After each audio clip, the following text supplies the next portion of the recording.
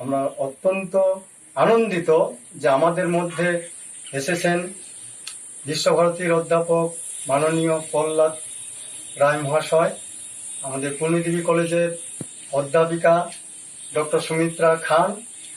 তারা আজকে শ্রী শ্রী আনন্দমূর্তিজির জন্ম শতবার্ষিকী ভাষণ দেবেন। তাদেরকে আমি স্বাগত জানাচ্ছি, অভিনন্দন জানাচ্ছি, নমস্কার জানাচ্ছি। আমরা আরো আনন্দিত যে আজকে আমাদের মধ্যে আছেন আমাদের বীরভূমের গর্ব, বীরভূমের অহংকার শ্রী অনন্ত মালাকার মহাশয়, শিল্পগুরু। তো তিনি এসেছেন, তিনি আমাদের এই অনুষ্ঠানের সভাপতি। তাকে আমি স্বাগত জানাচ্ছি, অভিনন্দন জানাচ্ছি। সবাই আমার বিনম্র নমস্কার গ্রহণ করুন। আমরা আমাদের অনুষ্ঠান প্রথমে উদ্বোধনী সঙ্গীতের মাধ্যমে শুরু করতে চলেছি। আজকে উদ্বোধনী সঙ্গীতে রয়েছে আমাদের অত্যন্ত স্নেহের কল্যাণিয়া। নমস্কার।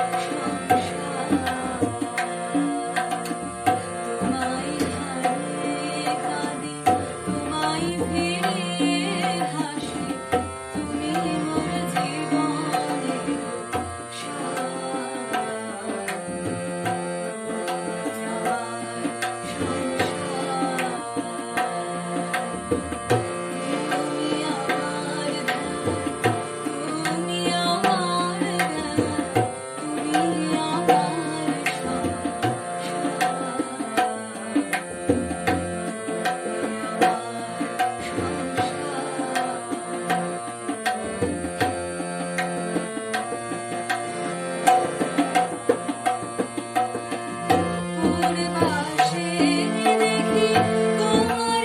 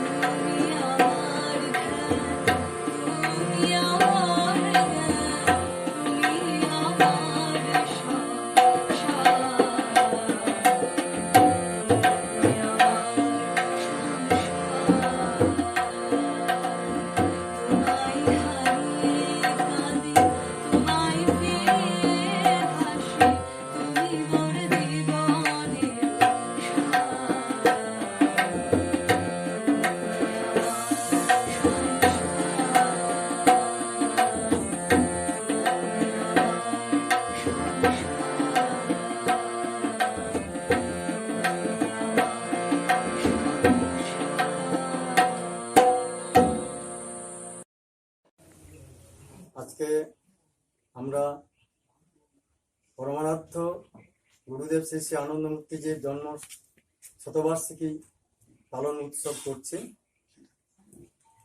জন্ম শতবার্ষিকী উৎসবের ভাষণ দিতে এসেছেন আমাদের মধ্যে শ্রদ্ধেয়া অধ্যাপিকা ডক্টর সুমিত্রা খা দিদি।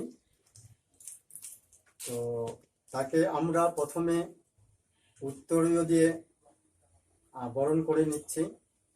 শ্রী শ্রী আনন্দমূর্তিজি শতবার্ষিকী উদযাপন কমিটির পক্ষ থেকে ওনাকে বরণ করে নিচ্ছেন আমাদের মাননীয় শ্রী অনন্ত মালাকার মহাশয়। অনন্তদাকে আমি ওনাকে বরণ করার জন্য আহ্বান করছি।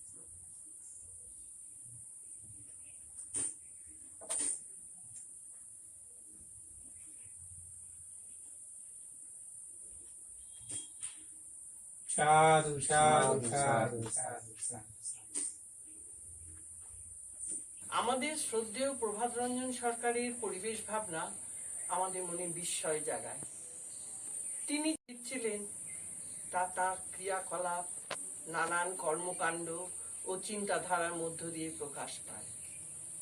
পরিবেশ ভাবনায় আপ্লুত হয়ে তিনি সমগ্র মানব জাতিকে বাঁচার পথ দেখিয়ে গেছেন। তাই তো দেখি তিনি বলেছেন, মানুষকে যদি বাঁচতেই হয়, প্রাণী জগৎকে যদি বাঁচাতেই হয়, বাহ্যিক সৌম্যশ্রীকে যদি অব্যাহত রাখতে হয়, তবে অরণ্যকে বাঁচতেই হবে। মানুষের প্রয়োজন মেটাবার জন্য, চাষের জমি বাড়াবার জন্য, কলকারখানা বাড়াবার জন্য কি করা হয় না? বড় বড় জঙ্গল কেটে ফেলা হয়, কিন্তু সেই জঙ্গলের জীবের, আরণ্য জীবেরা কোথায় যাবে তা ভাবা হয় না। আমরা অরণ্য কেটে নিঃশেষ করে দিই, ভাবি না যে অরণ্য কাটার ফলে জীব জগৎ, উদ্ভিদ জগৎ আর মনুষ্য জগতের মধ্যে ভারসাম্য নষ্ট হয়ে যাচ্ছে। আরো ভাবি না যে এই জীব জগৎ আর উদ্ভিদ জগৎকে ধ্বংস করে মানুষের লাভ হবে না, ক্ষতিই হবে। কারণ জীব জগতের এক একটা সত্তা বা উদ্ভিদ জগতের এক একটা সত্তা, তাদেরও দু ধরনের মূল্য আছে। একটা তাদের উপযোগ মূল্য, অপরটা তাদের আধ্যাত্মিক মূল্য। তিনি বিশ্ব প্রকৃতি, জীব ও জগতের মধ্যে অবিচ্ছেদ্য সম্পর্ক উপলব্ধি করেছেন। তাই তো তিনি বলেছেন, আকাশ, বাতাস, পাখি, পাহাড়, বন্যজন্তু, সরীসৃপ, কীট পতঙ্গ, মাছ, জলজ জীব, জলজ উদ্ভিদ, সমুদ্র, সবাইকার সঙ্গে সবাইকার অবিচ্ছেদ্য সম্পর্ক। তিনি এমনই দৃঢ়দৃষ্টি সম্পন্ন পরিবেশবিদ ছিলেন, তা খুঁজে পাই তার চিন্তাধারা ও কর্মকাণ্ডে। তিনি উপলব্ধি করেন, জমিদারি প্রথা যতদিন বলবৎ ছিল, রাঢ়ের জঙ্গলগুলি সুবিন্যস্ত সুরক্ষিত ছিল। জমিদারি প্রথা উঠে যাবার পরে রাঢ়ের, শুধু রাঢ় কেন, সমগ্র বাংলায় সরকারি অরণ্যগুলি নিঃশেষ হতে চলেছে। দেশে বৃষ্টিপাত কমে চলেছে, বন্যা বেড়ে চলেছে, ভূমিক্ষয় বেড়ে চলেছে, বনগত সম্পদ হ্রাস পেতে চলেছে। পশুপক্ষীর সংখ্যা কমে যাওয়ায় উদ্ভিদ, আরণ্য প্রাণী ও মানুষের ত্রম্বক সামঞ্জস্য নষ্ট হতে চলেছে। বায়ু কলুষিত হচ্ছে, বায়ুমণ্ডলে অক্সিজেনের অনুপাতও কমে চলেছে, বাতাবরণে বিষাক্ততা বেড়ে চলেছে, কর্কট রোগ বাড়ছে, মস্তিষ্ক রোগ, হৃদরোগ, চক্ষু রোগও বেড়ে চলেছে, জলের স্তর নেমে চলেছে, বাপি, কূপ, তড়াগাদির জল ধারণ ক্ষমতা হ্রাসপ্রাপ্ত হতে চলেছে। মানুষের চিত্তভূমিতে সরসতা ও ভাব মাধুর্য ক্রমশ অপসৃত হয়ে চলেছে। মানসিকতায় রুক্ষতা দ্রুত তালে বৃদ্ধি পাচ্ছে। তার এই চিন্তাধারার মধ্যে ফুটে উঠেছে বর্তমান সভ্য সমাজের মানব দূষণের এক বাস্তব চিত্র। তিনি এমনি দূরদৃষ্টি সম্পন্ন পরিবেশ এবং পরিবেশ ভাবনার ভাবিত ছিলেন, যা তার কথাতেই প্রকাশ পায়। পরিবেশ বিজ্ঞানকে মানুষ স্বার্থের প্রেষণায় প্রতি পদে উপেক্ষা করে চলেছে। মানুষ তার নির্বুদ্ধিতায় অনেক কিছুকে ধ্বংস করেছে ও তা করে সে নিজের চিতাই সাজিয়ে চলেছে। এই নির্বুদ্ধিতা অসহনীয়। এখনই মানুষকে সতর্ক হতে হবে ও পরিবেশ বিজ্ঞান সম্মতভাবে তার সমস্ত চিন্তা, কর্ম ও পরিকল্পনাকে ঢেলে সাজাতে হবে। অন্য কোনো পথ নেই। পরিবেশ ভাবনায় আপ্লুত হয়েই তিনি সার্বিক দূষণের কারণ ও তার হাত থেকে মুক্তি পাওয়ার পথও দেখিয়ে গেছেন। মনে রাখতে হবে, অসহায় অথচ বুদ্ধিদীপ্ত বিকশিত চেতনা সম্পন্ন প্রাণীর অকারণ হত্যাতে, নির্বিচারে বনাঞ্চল ধ্বংস ও প্রাণী জগৎকে ধ্বংস করায় মহা প্রকৃতির মধ্যে এক প্রতিবাদের বিক্ষুব্ধ তরঙ্গ তৈরি হয়ে যায়। স্থল, জল, অন্তরিক্ষের পারমাণবিক কাঠামোতে বিশৃঙ্খলা বিপর্যয় দেখা দেয়। মানুষের দ্রুত ধনী হবার দুষ্টু বুদ্ধিতে মাটির গভীরে থাকা জল বা খনিজ সম্পদ বা অরণ্য সম্পদে অযৌক্তিকভাবে ধ্বংস ও লুটপাট মহাপ্রকৃতির ভারসাম্য নষ্ট হয়। তাই আসে প্রাকৃতিক দুর্যোগ, আসে মারণবাদী, আসে জল সংকট, আসে সার্বিক দূষণ। মানুষের চিন্তাধারার প্রতি তীক্ষ্ণ দৃষ্টি নিক্ষেপ করে তিনি বলেন, বেশিরভাগ মানুষ যুক্তি বুদ্ধিতে জানে কি করা উচিত আর কি করা উচিত নয়, কিন্তু বাস্তব ক্ষেত্রে বুদ্ধিভ্রষ্ট হয়ে যায়। কামনা, বাসনা, লালসায় বা ক্ষমতার লোভে মানুষ হিতাহিত জ্ঞান হারায়, জেনে বুঝে আগুনে হাত দেয়। পরিবেশ ভাবনায় ভাবিত হয়েই তিনি দূষণ মুক্ত পৃথিবী বানানোর পথও দেখিয়ে গেছেন। এই সব অজ্ঞতার অভিশাপ থেকে বাঁচতে মানুষের বুদ্ধির মুক্তি চায়। মানুষ নিজেই যেহেতু আজ দূষিত, দূষণযুক্ত, খণ্ডবুদ্ধির হিংস্র জীব, লোভী অমানুষ হয়ে উঠেছে, সে কিভাবে দূষণমুক্ত পৃথিবী বানাবে তাও আজ ভাববার সময় এসেছে। তাই মানুষের অন্তরকে দূষণমুক্ত করার অনুশীলন প্রয়োজন। আমাদের শ্রদ্ধেয় পরিবেশবিদ শ্রী প্রভাত রঞ্জন সরকার পরিবেশ ভাবনার উপর আধারিত একটি অসাধারণ প্রভাত সঙ্গীত রচনা আমি পাঠ করে শোনাচ্ছি। প্রভাত সঙ্গীতের সেই পরিবেশ সঙ্গীত 5018টি প্রভাত সঙ্গীতের মধ্যে এটি 2192তম সঙ্গীত। মানুষ যেন মানুষের তরে সব কিছু করে যায়, একথাও যেন মনে রাখে পশু পাখি, তারপর নয় তরুও বাঁচিতে চায়। অন্ধকারে পথ হারাইয়া কেন বা মানুষ মরিবে কাঁদিয়া, আমাদের আশা যত ভালোবাসা কাছে টেনে নেবে তাই। অনশনে অশিক্ষাতে দগ্ধ ভালের বন্যি জ্বালাতে, সবারে নিয়ে আশ্রয় দিয়ে রচিব এ অলঙ্কার। নমস্কার। লকডাউন জনিত কারণে আমাদের বিশেষ স্নেহধন্যা রাওয়া শিল্পী মেঘা দাস আজকের অনুষ্ঠানে উপস্থিত হতে পারেননি। তিনি 1565তম সংস্কৃত প্রভাত সঙ্গীতটি ভিডিও রেকর্ডিং করে পাঠিয়েছেন। সেই সঙ্গীত এখন পরিবেশিত হচ্ছে। তবলায় সঙ্গত করছেন তার পিতৃদেব মাননীয় শ্রী বিদ্যুৎ কুমার দাস মহাশয়।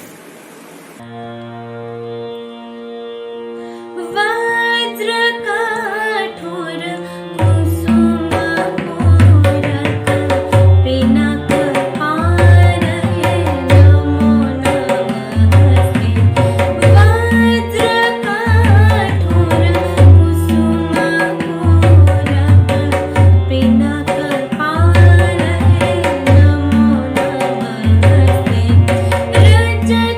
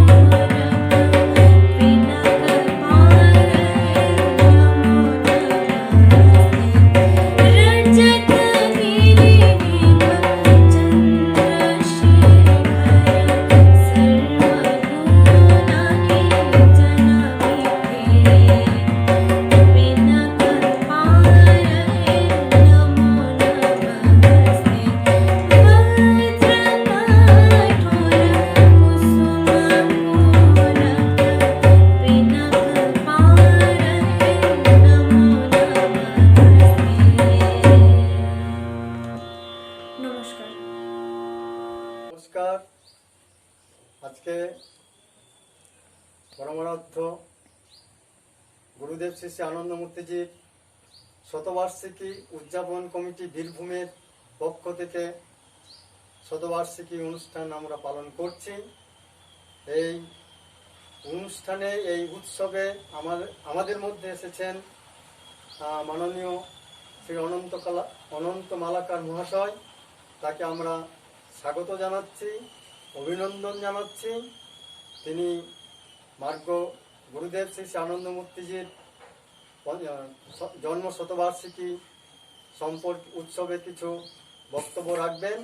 তাকে প্রথমে বরণ করে নিচ্ছে আমাদের কল্যাণিয়া সঞ্চিতা হাজরা।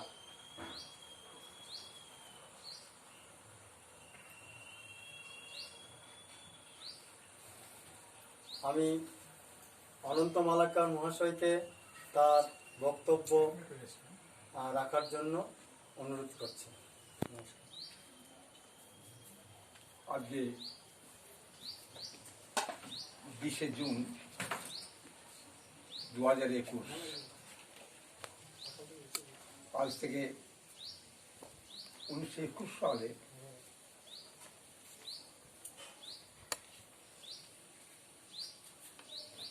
সেই বৈশাখী পূর্ণিমাতে আমাদের পরমার্থ গুরুদেব শ্রী শ্রী আনন্দমূর্তিজি জন্মগ্রহণ করেছিলেন। সেই শতবর্ষের পরিপ্রেক্ষিতে দাঁড়িয়ে আজকে সব থেকে আনন্দের ব্যাপার হলো আজকে সামান্যই অপরিসর ছোট্ট একটা অনুষ্ঠানের মধ্যে দিয়ে তাকে বরণ করছি। সারা পৃথিবীতে আনন্দমূর্তিজির শতবর্ষ পালন হচ্ছে। আজকে খুব আনন্দ হচ্ছে যে শান্তিক্ষেত্রের মাটিতে বীরভূমের ভক্তি প্রধান কেশব সিনহার বাসগৃহে বিশেষ সম্মানীয় অতিথি অধ্যক্ষ প্রহ্লাদ রায় মহাশয়, অধ্যাপিকা সুমিত্রা খান এসছেন বাবা আনন্দমূর্তিজি উঠে প্রহ্লাদ সরকার সম্বন্ধে কিছু বলতে। বাবা আনন্দমূর্তিজি প্রহ্লাদ সরকার সম্বন্ধে পৃথিবীতে মানুষের প্রয়োজনে যা লাগে, যা প্রয়োজন, সমাজ, ধর্ম, অর্থ, কাম, মোক্ষ, যেগুলো মানুষের জীবনে প্রয়োজন সব তিনি বিধান দিয়ে গেছেন।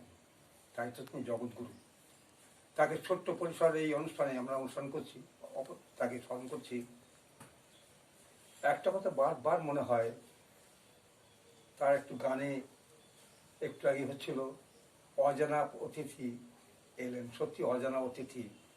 এই অজানা অতিথিকে এত বড় পৃথিবী, কত মানুষ বাস করে, আমরা কোটি কোটি মানুষ ভারতবাসী, আমরা ভারতবাসী এখানে 135 কোটি মানুষ বাস করে। কটা মানুষ থেকে জেনেছিলেন? কিন্তু সেই অবস্থাতে এর পরিপন্থী আবহাওয়ার মধ্যে দিয়ে দাঁড়িয়ে 1955 সালে তিনি আনন্দমূর্তিজি নামে পরিচিত হলেন প্রহ্লাদ সরকার। তাই নয়, সেই তাড়াতাড়ি তিনি 30-35 বছরের মধ্যে সারা পৃথিবীতে 185 দেশে আনন্দমার্গের যে গৈরিক মিশন তার প্রতিষ্ঠা করলেন। প্রতিটা ইউনিট তৈরি করলেন, মার্গে দীক্ষা দেন। তাকে গুরু ছিল না, তিনি নিজেই গুরু। তাই নিজে গুরু। এই যে আধ্যাত্মিক তরঙ্গ, আধ্যাত্মিক তত্ত্ব, সমস্ত তত্ত্বগুলো তিনি খুঁটিয়ে খুঁটিয়ে মানুষের জীবনে তুলে ধরেছেন। আমরা সংস্কৃত পরিভাষায় তাকে বলি, আধ্যাত্মিক দার্শনিক পরিভাষায় বলি তারক ব্রহ্ম। এই তারক ব্রহ্ম আজ থেকে 7.5 বছর আগে ভারতবর্ষের বুকে সদাশিব জন্মেছিলেন। তারপর তখন মানুষের কি অবস্থা, মানুষের কেমন অবস্থা চলছে? তখন মানুষ উত্তর পশ্চিম গিরিপথ দিয়ে ভারতবর্ষের বুকে আর্যরা পদার্পণ করছে, অনার্যর সঙ্গে সংঘাত হচ্ছে। অনার্য কারা? আর্য, যারা আর্য নয়, অর্থাৎ ভারতবাসী আমরা। তারা নতুন করে নতুন সংস্কৃতি, নতুন কিছু বাক্য দিল ভারতবর্ষকে, সংঘাত হলো। ঠিক সেই মুহূর্তে সদাশিব জন্মগ্রহণ করলেন এক মঙ্গোলীয় বংশে। তখন ভারতবর্ষের কি অবস্থা? মানুষ কৃষিকাজ জানতো না, মানুষ সঙ্গীত জানতো না, মানুষ নাচতে জানতো না। তা সেই অবস্থায় সদাশিব সঙ্গীত দিলেন। তাই আমরা দেখি শিবের কাঁধে তানপুরা, অনেক প্রাচীন চিত্রশিল্পীর অঙ্কনে দেখা পাওয়া যায়, অনেক প্রাচীন পুঁথিপত্রে বইয়ে শিব পুরাণও পাওয়া যায়। তিনি কৃষিকাজ শেখালেন, দেখা যায় তিনি নাঙল দিচ্ছেন, শিব কৃষিকাজ শেখাচ্ছেন। মানুষ তো নাচতো ধেই ধেই করে, তরঙ্গ নাচ। সে নাচে কোনো নাচের মাথা মুন্ডু ছিল না, কোনো সংস্কৃতির প্রভাব ছিল না। তিনি বলেন নাচবি, গায়। একটা ছন্দ দিলেন তিনি নাচের, তাল দিলেন তিনি নাচের।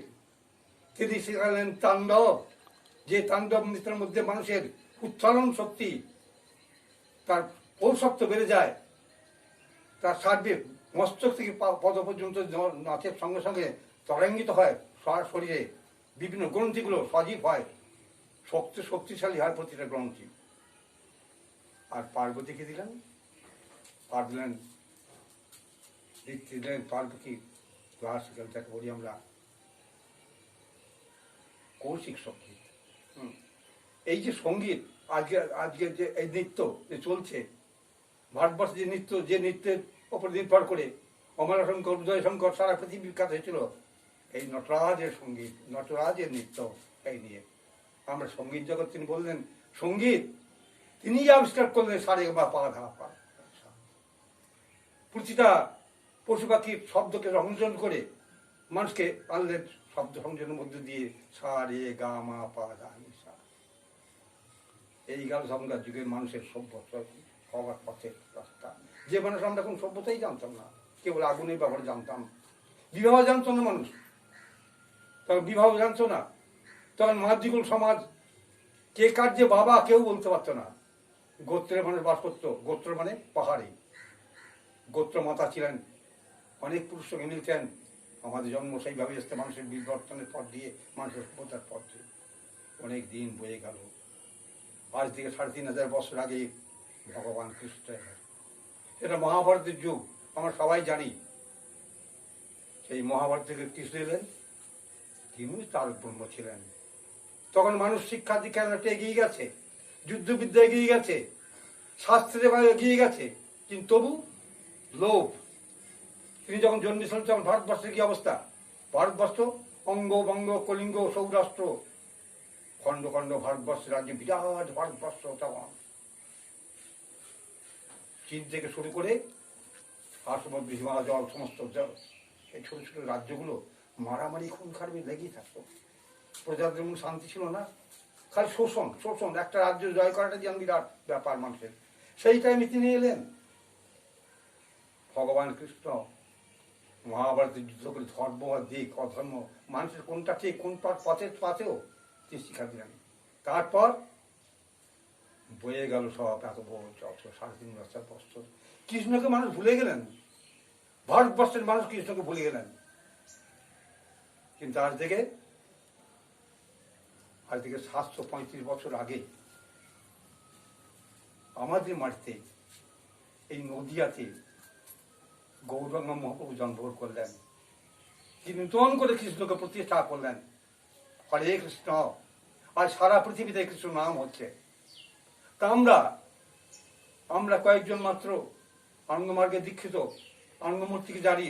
তিনি এলেন অজানা পথিক, অজানা ভাবেই চলে গেলেন। কি চাই মানুষের জীবনে, কোন জিনিসটা দরকার, কোন সাবজেক্টটা লাগে, তিনি সব দিয়ে গেলেন পুঁথিগত করে আমাদের মধ্যে। পৃথিবীর সব ভাষায় তার বই পুস্তকগুলি মুদ্রিত হয়েছে। পৃথিবীর বড় বড় সমস্ত লাইব্রেরিতে, সমস্ত ইউনিভার্সিটি তার পড়ানো হচ্ছে।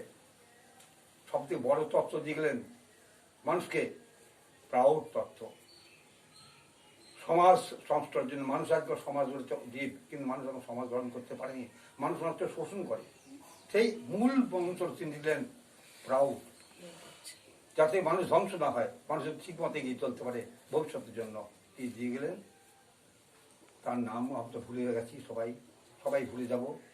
আমরা আশা করি এই 100 বর্ষের বুকে দাঁড়িয়ে নিশ্চয়ই গৌরাঙ্গ মহাপুর যেমন জন্মেছিলেন, জন্মে কৃষ্ণকে সারা পৃথিবীতে ছড়িয়েছিলেন, একদিন এমন মানুষ জন্মাবেন যিনি সারা পৃথিবীর নেতৃত্ব দেবেন, আদর্শের নেতৃত্ব দেবেন, অর্থনীতির নেতৃত্ব দেবেন।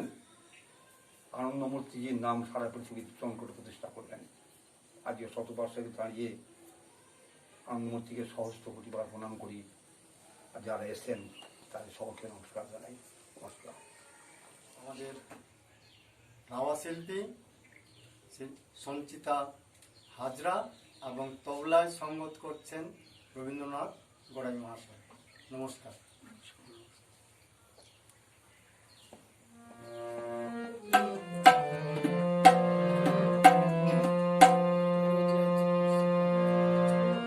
আমার মনের বৃন্দাবনে তুমি প্রভু সদা রয়েছ। আমার মনের বৃন্দাবনে তুমি প্রভু সদা রয়েছ। ঝঞ্ঝাতে অশরীর পাতে, ঝঞ্ঝাতে অশরীর পাতে মধুধারা ঢেলেছ।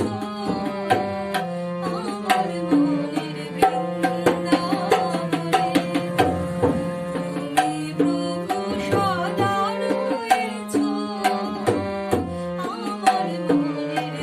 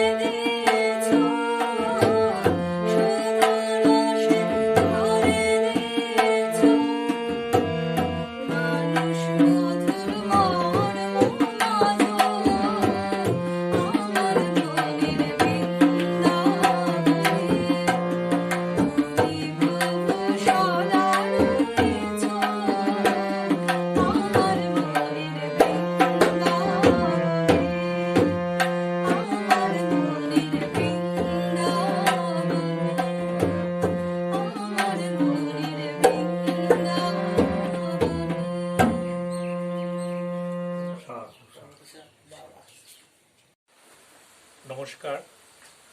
প্রভাত রঞ্জন সরকার আজ সারা পৃথিবীতে এমন ব্যক্তি নেই যে তার নাম জানেন না। বিশেষ করে লেখাপড়া জানা ব্যক্তি থেকে শুরু করে একেবারে গ্রামের প্রত্যন্ত সাধারণ মানুষ তিনি পর্যন্ত এই প্রভাত রঞ্জন সরকারকে জানেন, চেনেন। তবে তার জনপ্রিয়তা হচ্ছে আনন্দমূর্তি নামে।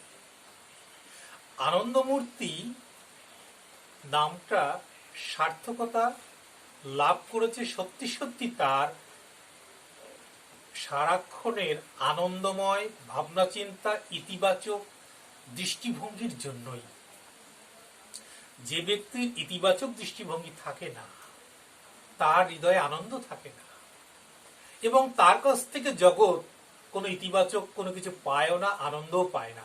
কিন্তু প্রভাত রঞ্জন সরকার, যিনি জগতে জন্মেছিলেন প্রত্যেকটা মানুষকে আনন্দবর্ধক ইতিবাচক কথা বলার জন্য, এগিয়ে নিয়ে যাওয়ার জন্য, তার প্রথম উদ্দেশ্য ছিল পেছনে তাকিও না, সামনে গিয়ে চলো। পিছনের দিকে ফিরে তাকালে তুমি আর এগোতে পারবে না।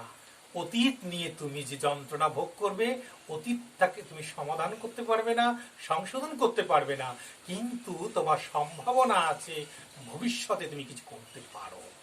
তোমার করণীয় অনেক কিছু আছে। তুমি অতীতকে যদি সেইভাবে তাকে মন্থন না করে তার থেকে শিক্ষা নিয়ে তুমি আরো শক্তিশালী হও, আরো অসাধারণ হয়ে ওঠো, আরো তুমি নিজেকে সমৃদ্ধ করো। এটা হচ্ছে আনন্দমূর্তি। আনন্দমূর্তি পরিবার জীবন থেকে সমাজ জীবন, রাষ্ট্রীয় জীবন, এমনকি একটা ক্ষুদ্র পরিবার থেকে একজন মাংসপিণ্ড থেকে কি করে সামাজিক, রাষ্ট্রীয়, বিশ্ব মানব হয়ে উঠতে পারে, এ তার একটা নিদর্শন। আমরা বলতে পারি রবীন্দ্রনাথ ঠাকুরের পর যদি কোনো বাঙালি বিশ্বমানব হয়ে ওঠেন, তিনি হলেন আনন্দমূর্তি। কারণ নেতাজি সুভাষচন্দ্র বিশ্বমানব নয়, কিন্তু তিনি আন্তর্জাতিক মানব। কিন্তু বিশ্বমানব হতে গেলে শুধু আন্তর্জাতিক মানব হলে চলে না, তাকে বিশ্বের প্রত্যেকটা মানুষের, প্রত্যেকটা কানায়, প্রত্যেকটা ভৌগোলিক ক্ষেত্রে সেই মানুষের মনের খবর রাখতে হয়, তাদের ব্যথা বেদনার খবর রাখতে হয়, তাদের উৎসাহ উদ্দীপনার সামিল করার জন্য তাদেরকে আদর্শ হয়ে উঠতে হয়। এই হচ্ছে বিশ্বমানবের লক্ষ্য। আসলে আনন্দমূর্তি শুধু বিশ্বমানব হিসাবে আমরা শুধু বলবো তা নয়। একটা মানুষকে আমি সারা পৃথিবীতে প্রচার করে দিলাম বলে বিশ্বমানব হবে তা নয়। বিশ্বমানব হতে গেলে তার ভেতর থেকে তিনি কি বলতে চান, মানুষের কল্যাণে তার কোথায় আছে, তার ভেতরে কোন জায়গায়, কোন সত্তার জন্য, কোন গুণের জন্য তিনি বিশ্বমানব হয়ে ওঠেন, বিশ্বের প্রতিটা মানুষের অন্তরের অন্তঃস্থলে তিনি বসবাস করতে পারেন, সেই গুণ থাকা জরুরি, যেটা আনন্দমূর্তির ছিল। আমরা জানি তিনি মনে করতেন এই জগতে খাঁটি মানুষ দরকার। খাঁটি মানুষ কাকে বলে? খাঁটি মানুষ তাকে চেনা যায় যার ভেতরে আছে তেজস্বিতা। যে খাঁটি মানুষ হয় তার ভেতর থেকে তেজ বীর্য বেরিয়ে আসে। কারণ খাঁটি মানুষ কখনো কোথাও কম্প্রোমাইজ করেন না। খাঁটি মানুষ কোন জায়গায় অন্যায়ের কাছে মাথা নত করেন না। খাঁটি মানুষ বিনয়ী হয়, বিনয়ী হলেও তার ভেতরের তেজরাশি আপনা আপনি ঠিকরে বেরিয়ে আসে। এটা তিনি চাইতেন। তাহলে খাঁটি মানুষ চাইলে কি খাঁটি মানুষ হতে পারে না? এ মহাবিশ্বের যত জীব জগৎ আছে প্রত্যেকের কল্যাণ কামনা করবে এদিকে দাঁড়িয়ে, তাহলেও হলো না। কল্যাণ কামনা করবেন, নিজের স্বার্থের কথা ভুলে যাবেন এবং নিজেকে নিয়োজিত করবেন সকলের কল্যাণের জন্য এবং সকলকে ইতিবাচক ভূমিকায় অগ্রগতির জন্য তিনি সহায়ক হবেন এবং সকল বিপদকে মুখোমুখি তার প্রতিকূল পরিবেশের সঙ্গে লড়াই করে তিনি এই জাতিকে উদ্ধারের কথা বলবেন। এই হচ্ছে তেজস্বী ব্যক্তি, খাঁটি মানুষ। যে খাঁটি মানুষ গড়ার লক্ষ্যে তার ছিল ধ্যান, জ্ঞান, বিশ্বব্যাপী তার এই প্রচার হচ্ছে আসল এবং শ্রেষ্ঠ। আমরা জানি তিনি মনে করতেন যে আমরা প্রত্যেকে চাইলে যুগপুরুষ হতে পারি, আবার আমাদের না চাওয়ার জন্যই আমরা ধুলায় ধূসরিত মাটির মানুষ হয়ে যেতে পারি। আমরা সেখানে মাটির সমান হয়ে গেলে আমাদের বিনয় নয়, সেটা বিনষ্ট। মাটির সমান মানে সবসময় বিনয় তা নয়, বিনষ্ট হয়ে যেতে পারে। তেজস্বিতার কথা যখন এলো, একটা প্রসঙ্গ বলা দরকার। প্রবল পরাক্রমশালী অন্যায়কারী তারও কিন্তু তেজ থাকে, কিন্তু সেই তেজস্বিতা ক্ষণস্থায়ী। কারণ তার ভেতরে সে যখন অন্যায়ের করতে করতে যখন ধরা পড়ে যায়, তার অন্যায়ের যখন বিচার হয়, তার ভেতরের সমস্ত শক্তি দূর হয়ে যায়, সে তখন দুর্বল হয়ে যায়, তার ভেতরে তখন অনুশোচনা আসে, তার ভেতরে যখন অনুতাপ আসে, কিংবা সে শেষ হয়ে যায়। কিন্তু খাঁটি মানুষের তেজ বীর্য কখনো অনুশোচনাগ্রস্ত হয় না, কখনো সে কোথাও পরাস্ত লাভ করে না, সে বিপন্ন অবস্থায়ও তার তেজ মাথা উঁচিয়ে ওঠে। কারণ এটাই হচ্ছে খাঁটি মানুষ। আমরা খাঁটি মানুষের তেজস্বিতা বললে ভুল মনে হতে পারে যে এত অশুভ শক্তির তো আরো প্রবল তেজ, তাহলে সেও কি খাঁটি মানুষ? না, সে অনন্ত তেজ তার নেই, কিন্তু খাঁটি মানুষের অনন্ত তেজ। খাঁটি মানুষের জীবনও অনন্ত, তারা মরেও মরেন না। আর প্রবল পরাক্রমশালী তেজিয়ান যে ভণ্ড ব্যক্তি, যে অত্যাচারী ব্যক্তি, সে জীবদ্দশায় মৃত। সুতরাং এই যুগপুরুষ আমরা হতে পারি সবাই কিভাবে? যদি আমরা আনন্দমূর্তির এই দেখানো পথ অবলম্বন করতে পারি। তবে আসলে এই অবলম্বন করা এবং নিজের জীবনে প্রয়োগ করা, এই প্রয়োগ করাটার অভাব আমাদের মধ্যে রয়েছে বেশি। আমরা বেশিরভাগ ক্ষেত্রে একটা কাজ করি, নীতি কথা, মূল্যবোধের কথা, উপদেশ সব আমরা প্রচার করি। সবচাইতে কোথায় আমরা বুঝতে পারি না আমার মূর্খতা কোথায়। আমাদের মূর্খতা, আমরা অসংখ্য মানুষকে মূর্খ মনে করে তাকে মূল্যবোধ শেখাই, তাকে নীতি কথা শেখাই, আমরা তাকে উপদেশ বর্ষণ করি। অথচ আমরা কতটা নির্বোধ যে বুঝতে পারছি না যে ব্যক্তির আমার সামনে বসে রয়েছে, সে আমাকে প্রত্যেকটা কথা সে যাচাই করছে, পরিমাপ করছে যে আমার ভান্ডারে কত অন্তঃসার শূন্যতা রয়েছে। কারণ সে তো অসংখ্য জিনিস দেখে আমাকেও দেখছে একটা দৃষ্টি দিয়ে, তার সঙ্গে তুলনা করছে, মেলাচ্ছে। এই অনুভবটা আমাদের থাকা দরকার। যে কারণে যখন আমরা নিজের জীবনে কোনো মূল্যবোধ, নীতি এবং আদর্শকে প্রয়োগ করব, তখন আমাদের মুখের ভাষা হারিয়ে যাবে, তখন নির্বাক হয়ে যাব, আমরা তখন শ্রমিক হয়ে যাব, আমরা শুধু কর্মী হয়ে যাব। তখন আমাদের প্রত্যেকে শুধু কাজ ছাড়া কিছু বুঝবো না, আমরা কোন রকম অসংলগ্নতা, অসহিষ্ণুতা আমরা দেখতে পারবো না। তখন মনে হবে সবকিছু আমি আমার বলে আমরা তখন সেটাকে সংশোধন করব এবং নিজেকে আত্মগত বোধ নিয়ে সেইগুলোকে আমরা তখন নিজের মনে করে কি করব, তার ব্যথায় আমি ব্যথিত হব, তার সংস্কারে আমি সংস্কৃত হব, তার আনন্দে আমি আনন্দিত হব। তখন আমরা একসঙ্গে যেতে পারব। এই মূল্যবোধটা হচ্ছে আসল। আনন্দমূর্তির উপদেশ বর্ষণের চাইতে বেশি ছিল জীবনে প্রয়োগ করে তুমি এগিয়ে যাও। এইটা হচ্ছে আসল কথা। উপদেশ বর্ষণ নয়, উপদেশের অনুশাসন, নিজের জীবনে প্রতিপালন, এটা হচ্ছে আসল। কারণ মনে রাখা দরকার যে আমাদের জীবনের স্বল্প সময়, আমরা এই মহাবিশ্বে পরিমাপ করলে মনে হবে অনন্ত সময়, কিন্তু আমরা আনন্দের সঙ্গে হয়তো জন্মদিন প্রতি বছর পালন করি, কিন্তু মনে রাখা দরকার আমার অন্তিম দিনের একটা মাইলস্টোন পোতা আছে, কারোর আগে কারোর পরে।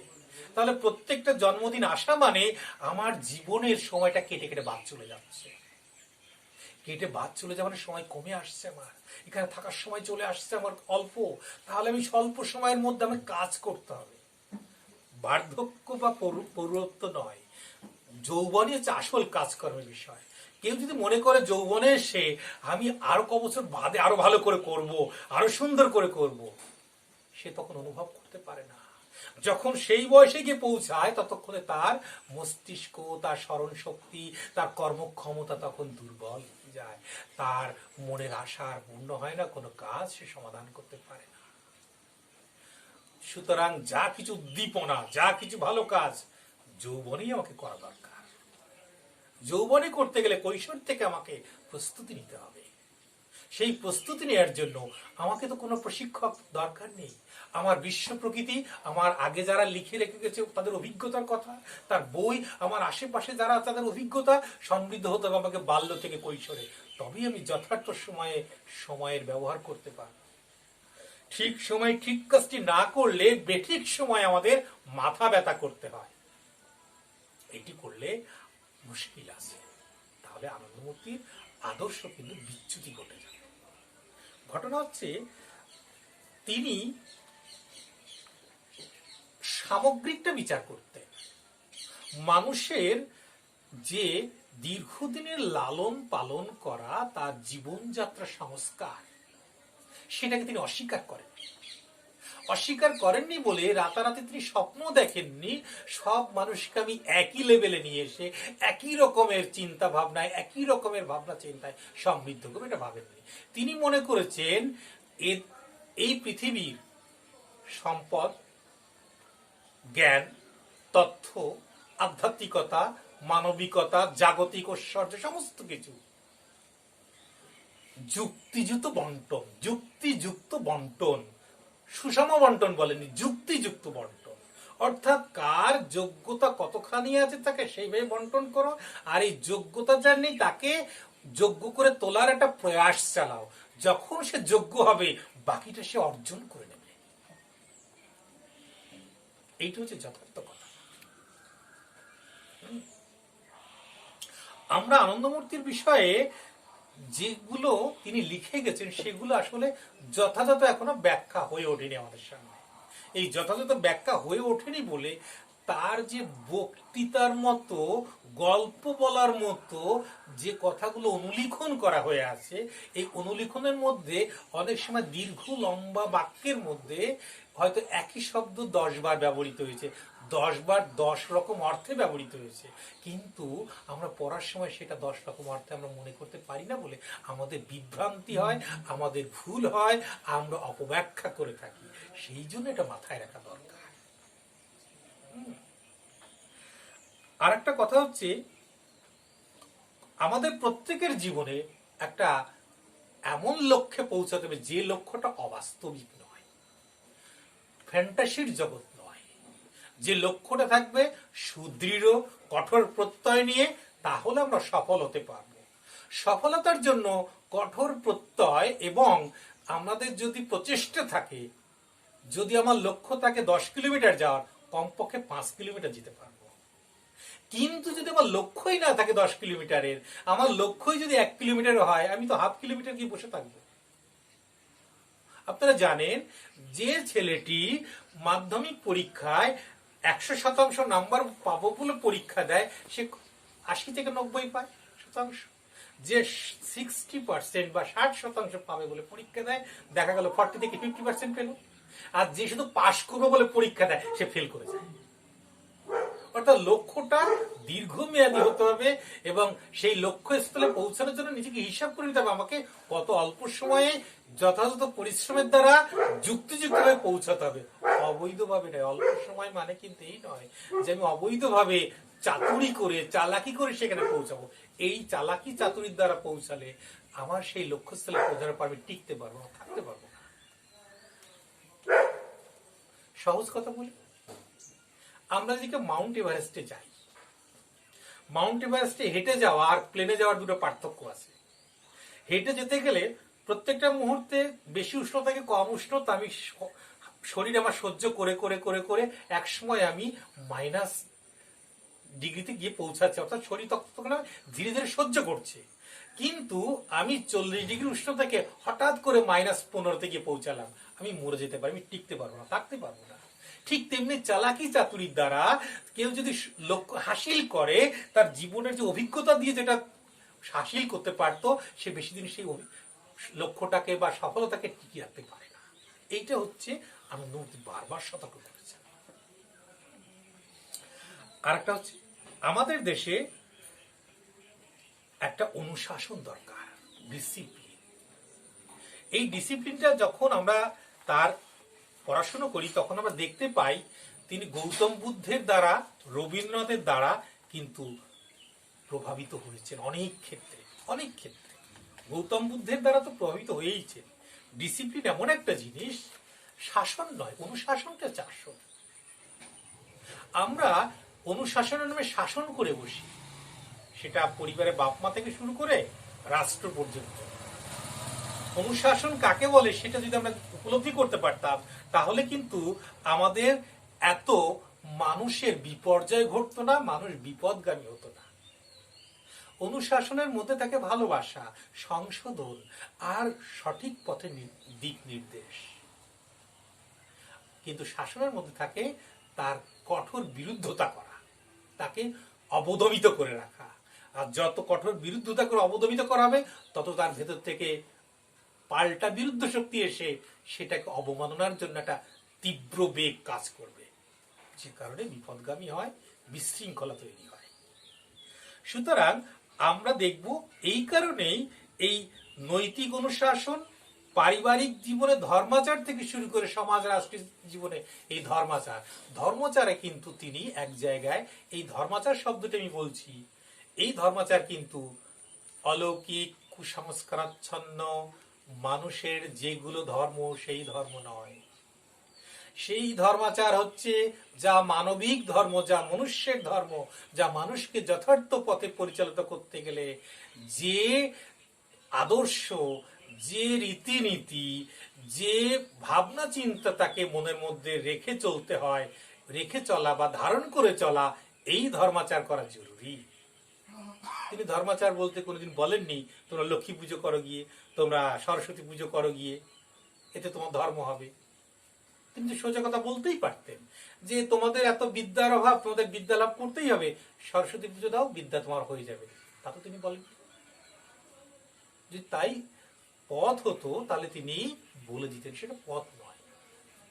মনে রাখা দরকার, সংস্কার মুক্ত পুরুষই, সংস্কার মুক্ত পুরুষ যদি না হতেন তাহলে কুসংস্কারে ডুবে গিয়ে তিনি হয়তো এতদিন অন্যরকম একটা বিষয় পৌঁছে যেতেন। এই কুসংস্কারাচ্ছন্ন বিষয়টা তিনি কিন্তু কোন সময় বরদাস্ত করেন। তার মধ্যে যে বিশ্ব ভ্রাতৃত্ববোধ, এই বিশ্ব ভ্রাতৃত্ববোধ আমরা দুটো জায়গায় আরো দেখেছি, গৌতম বুদ্ধের ক্ষেত্রেও আছে। আচ্ছা, থিওজফিক্যাল সোসাইটি যখন তৈরি হয় পৃথিবীতে 1883 থেকে 85, 1875 যখন প্রতিষ্ঠা হয়, কিন্তু তারপরে ভারতবর্ষে তৈরি 1885। থিওজফিক্যাল সোসাইটিরও কিন্তু বিশ্ব ভ্রাতৃত্ববোধ ছিল। রবীন্দ্রনাথের বিশ্ব ভ্রাতৃত্ববোধ, আনন্দমূর্তির বিশ্ব ভ্রাতৃত্ববোধ, এদের পার্থক্য আছে। এই বিশ্ব ভ্রাতৃত্ববোধ আমরা যারা কথার কথা বলে শেষ করে দিই, তা ওখানেই পড়ে থাকে। বিশেষ একটি শ্রেণীর সেটা চর্চার বিষয় হয়ে থাকে, বিশেষ একটি গোষ্ঠী সেটা চর্চার বিষয় হয়ে থাকে। আনন্দমূর্তি তা করলেন না, তিনি একেবারে নেমে গেলেন, একেবারে যারা মাটির কাছাকাছি বাস করে তাদের থেকে শুরু করে উচ্চশিক্ষা শিক্ষিত প্রত্যেকের মধ্যে তিনি নিজে সেই বিষয়টাকে ব্যাখ্যা করলেন, বোঝালেন। যে কারণে আমরা রবীন্দ্রনাথের বিশ্ব ভ্রাতৃত্ববোধ কিংবা থিওজফিক্যাল সোসাইটির বিশ্ব ভ্রাতৃত্ববোধ আমজনতার কাছে পৌঁছায়নি, সাধারণ মানুষের কাছে পৌঁছায়নি। কয়েকজন শিক্ষিত মানুষের মধ্যে সীমাবদ্ধ আছে এবং সে তার কম প্রচার করে, কারণ বেশি প্রচার করলে তাকেও ভ্রাতৃত্ববোধের জায়গায় পৌঁছতে হবে। আর ভ্রাতৃত্ববোধের জায়গায় পৌঁছালে সে নিজের স্বকীয়তা বজায় রাখতে পারবে না, নিজের পার্থক্য বজায় রাখতে পারবে না, নিজেকে বনস্পতি বলে প্রতিষ্ঠা করতে পারবে না। সেই জন্যে বিশ্ব ভ্রাতৃত্বের একটা জায়গা আছে, নিজের অস্তিত্ব সকলের মধ্যে কিন্তু বিলীন হয়ে যায়। নিজে বনস্পতি হওয়া আর সকল মানুষকে ঘাস লতা পাতার মতো দেখা, এই বোধ থাকে না তখন বিশ্ব ভ্রাতৃত্বে। ঠিক এই কারণেই আনন্দমূর্তি কিন্তু একদম মাটির মানুষের কাছে গেছে, যে সেখান থেকে যদি উঠে আসে একটা গাছ, মাটিতে বীজ বপন করলে সে উপরের দিকে উঠতে পারে, কিন্তু আকাশে বীজ বপন করলে কখনো মাটিতে আসে না সে গাছ। এটা আমি ব্যাখ্যা করছি না কেন।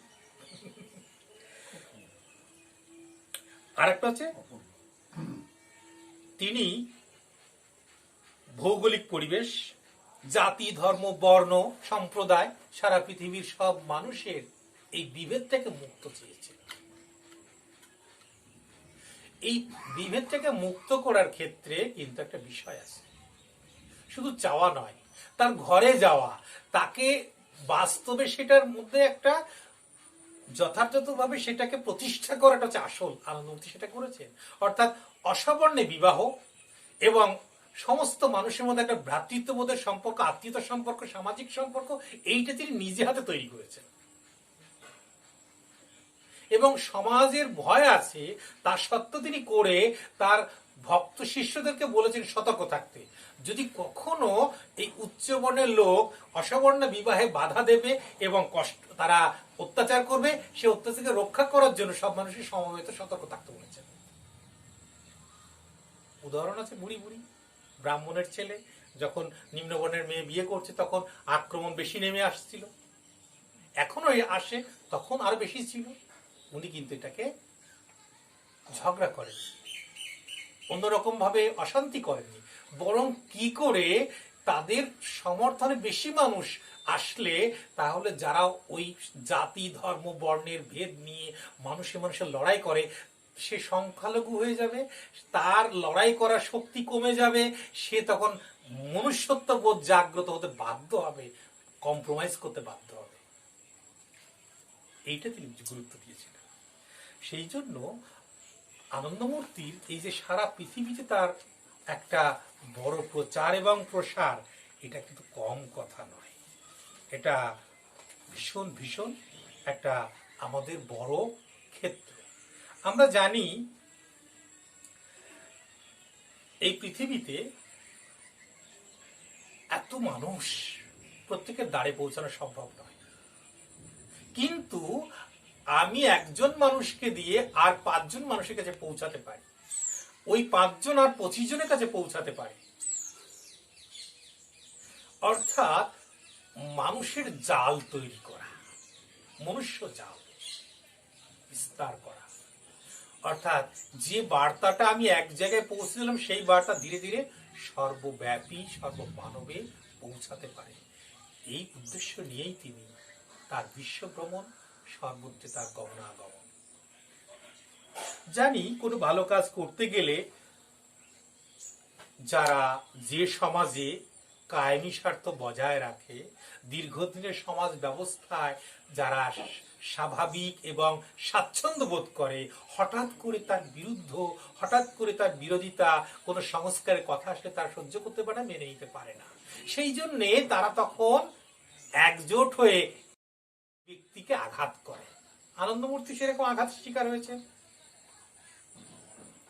এবং সময় প্রেক্ষিতে মানুষ যখন সেটা উপলব্ধি করতে শিখেছে তখন মানুষ তখন কি করে, সেই কর্মের জন্য ভুল স্বীকার করে, কখনো কখনো মনে মনে ভুল স্বীকার করে তার জন্য অনুশোচনা করে, কিংবা তারা সেই বিরোধিতা ভুলে গিয়ে হাতে হাত মেলায়। আর এই হাতে হাত মেলানোটাই হচ্ছে আনন্দমূর্তির উদ্দেশ্য। কেউ বিরোধিতা করলে, কেউ আঘাত করলে তাকে পাল্টা আঘাত নয়, তার বিরোধিতা নয়, তার মনুষ্যত্ববোধ জাগ্রত ঘটানো হচ্ছে আসল কাজ।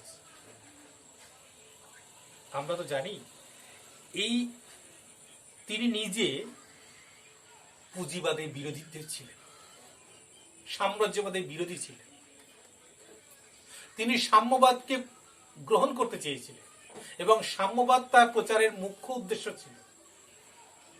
কিন্তু কখনো কখনো দেখা গেছে সাম্যবাদের প্রয়োগ, যারা সাম্যবাদ নিয়ে এক ধরনের প্রয়োগ করার একটা প্রাতিষ্ঠানিক গতভাবে যারা প্রয়োগ করছে, তার সেই প্রয়োগের সাথে আনন্দমূর্তির প্রয়োগের দুটো পার্থক্য আছে, থাকতেই পারে। পৃথিবীর ভিন্ন ভিন্ন দেশের সাম্যবাদের প্রয়োগ ভিন্ন ভিন্ন, সুতরাং একই রকমের হবে তা নয়, চিন্তা ভাবনায় পার্থক্য আছে। বঙ্কিমচন্দ্রের সাম্যবাদ ছিল, বিবেকানন্দের সাম্যবাদ ছিল, রবীন্দ্রনাথের সাম্যবাদ ছিল, কার্ল মার্কসেরও ছিল, ফিদেল কাস্ট্রোর ছিল, লেনিনের ছিল, মাও সেতুংয়ের ছিল। সুতরাং প্রত্যেকের সাম্যবাদের প্রয়োগের পদ্ধতি আলাদা। এই আলাদা হওয়ার কারণে কি হয়, পার্থক্যের সাথে কি হয়, পরস্পর সংঘর্ষ হতে পারে, আবার সংঘর্ষ কিছুকাল চলার পর দেখা গেল পরস্পর সম্মিলনও হয়ে যায়। একটা থিসিস যখন নতুন করে তৈরি হয় তার সঙ্গে অ্যান্টিথিসিস তৈরি হয়ে যায়। থিসিস অ্যান্টিথিসিসের লড়াইয়ে যখন সিনথেসিস হয়ে যায় তখন কিন্তু মানুষের একটা সমান এবং নিরপেক্ষ নৈর্ব্যক্তিক পরিবেশ তৈরি হয়।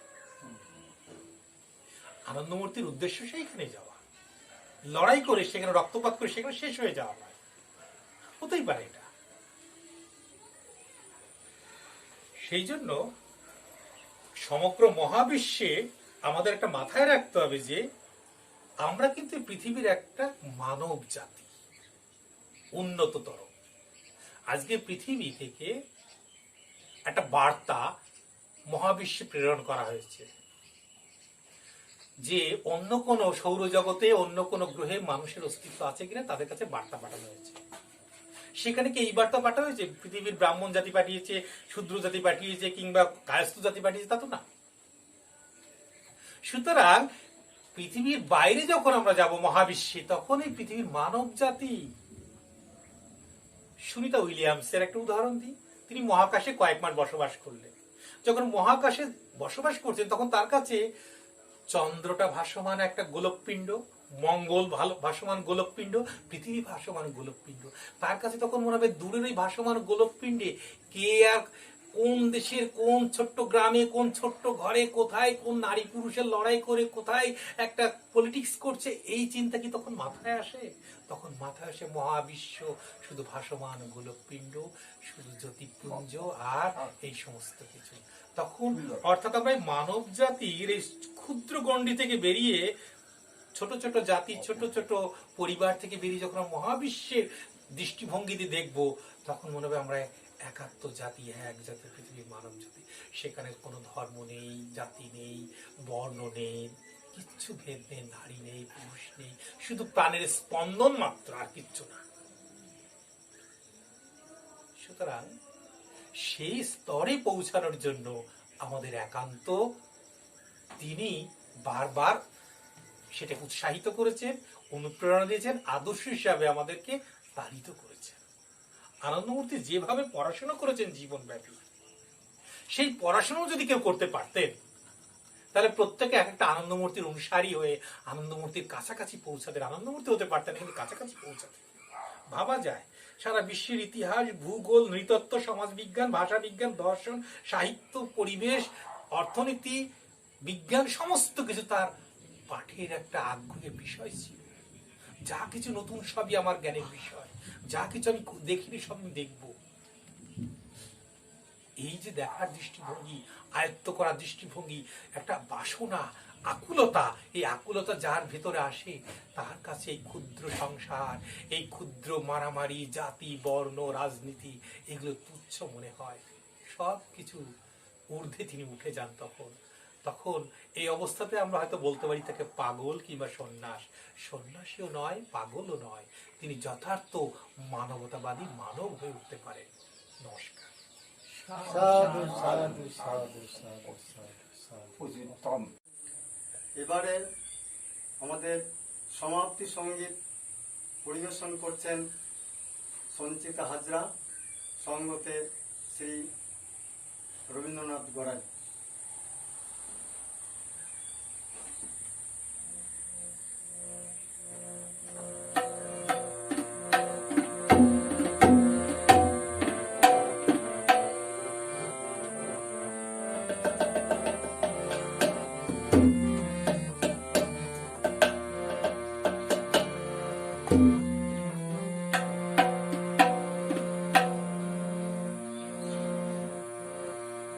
জানি